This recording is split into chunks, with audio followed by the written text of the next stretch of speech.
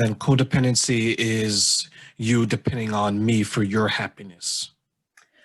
Yeah, very often, or it could be that, the other way around, especially like within domestic violence situations, when it doesn't happen overnight, they groom up to it, because when you first met the person, if they were violent to you, you'd automatically walk away. But because they groom you, and the suggestibility is already there when it first happens, then very often the victim will say, oh, well, it was because I did this and because I said this, and if I hadn't reacted like this. So they're already making excuses up for the other person's behavior. And because then the other person knows they can get away with it, this builds up the codependency within the relationships. Is there still a way for men and women to safeguard themselves, to one, identify red flags, and two, to protect their energy from drawing these type of people towards them?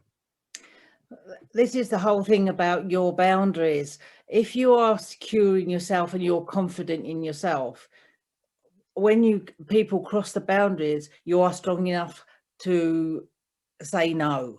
Whereas, what happens is they start off being really, really nice, and sometimes they're too good to be true, or making up these stories that, narcissistic personalities very often will lie quite convincingly, so that, if you catch them out, they'll tell us, oh, no, you got that wrong, or you didn't hear that right. So they're very plausible in that respect. But be aware we have this antenna inside us that does alert us, but we tend to ignore it. We've all had these gut feelings, and then something's happened and we think, why didn't I do something before? Because you've made excuses for it.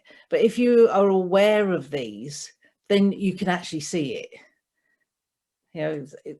It means, because you know what you're looking for. Because many people will go in from one relationship, they'll finally extract themselves from that relationship, then they go into a relationship with somebody who's very similar, and the syndrome starts again. Domestic violence, most people are hospitalized, and that's hospitalized, not hit, 33 times before they will make the decision that they've got to move on, or they've got to end the relationship. But then very often they will go and meet somebody who starts all over again. And that's dangerous for that person, because I spoke to someone who was a victim of domestic violence a few days ago, and she mentioned looking back.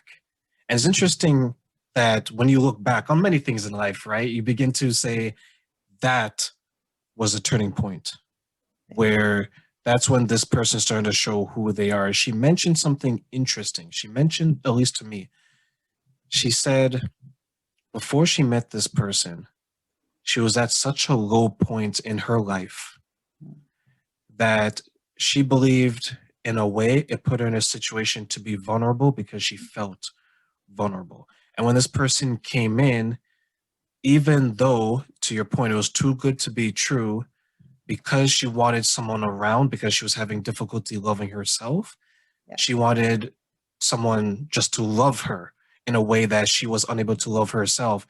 And she said in the beginning, it was something out of a Hollywood movie. It was like every time they walked together down the street, rose petals were coming from the heavens, the angels were singing, babies were smiling in their direction. And then there was a turning point, and then the violence happened.